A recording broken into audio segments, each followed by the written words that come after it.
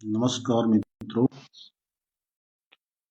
जैसा कि मैं आपको पहले ही बता चुका हूँ, जन्म कुंडली में 12 घर होते हैं।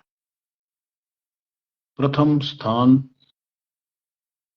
शरीर यानी तनु का माना गया है। उसमें शरीर से संबंधित जो भी चिन्ह होते हैं, उसकी अवस्था क्या होती है, उसके विषय में विचार किया जाता है। दूसरा भाव धन स्थान का, जिसमें आमदनी के स्रोत किस दिशा में जाएंगे, क्या करेंगे, कहाँ आपको लाभ होगा, इससे शिक्षा का भी विचार किया जाता है। तीसरा स्थान भाई बहनों का, मित्रों का और बाहर के अनुमानित संबंधों का होता है जन्म कुंडली के अंदर।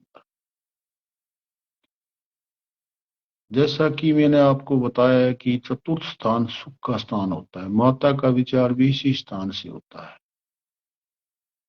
पुनर्जन्म के विषय में भी आप इस स्थान से विचार कर सकते हो। यात्रा चाहे लंबी कितनी यात्राएं हो, आप कहाँ जाने वाले हैं, कहाँ की यात्रा करने वाले हैं, किस दिशा में जाने से आपको लाभ होगा, बड़ी बड़ी यात्राएं चतुर्थ भाव से विचार की जाती है। पंचम भाव पुत्रों का भाव होता है। इसके अलावा आपके गूढ़ रिश्ते और भारी संबंधों का भी विचार किया जाता है। षष्ठम भाव शत्रु रोग, रिपु, झगड़े और किसी प्रकार की जीवन में उलझन आती है तो वो षष्ठम भाव से देखा। सप्तम भाव आपकी अर्धांगिनी, धर्मपत्नी, प्रेमिका या मित्रता के बारे में बताता है। अष्टम भाव जो अरिष्टों का विचार करता है, मृत्यु आदि के बारे में भी विचार करता है।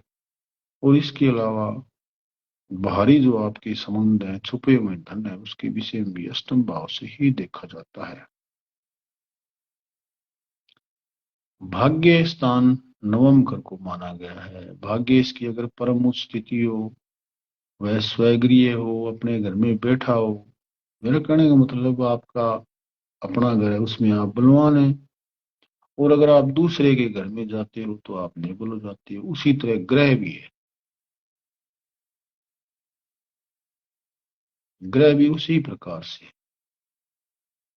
तो अगर स्वगृह अपने घर का बैठा हो, जैसे धनु राशि हो नवम भाव में, तो बृहस्पति वहां पर बैठा हो तो वह स्वाभाविक ही बलवान है। दसम घर कर्म का घर है,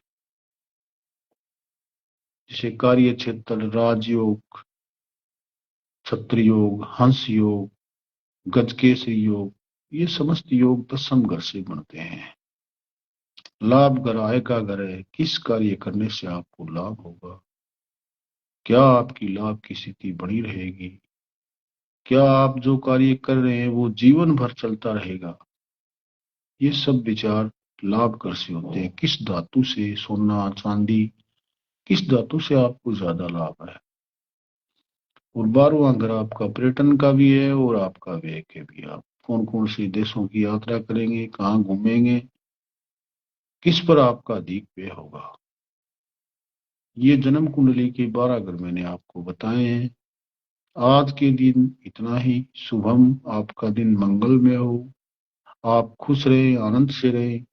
जन्म कुंडली के बारे में आप सनातन धर्म ज्योतिष कार्यालय, रामानगर, नोहर, और हमारे फोन नंबर 98 29 69 28 45 मिल सकते हो।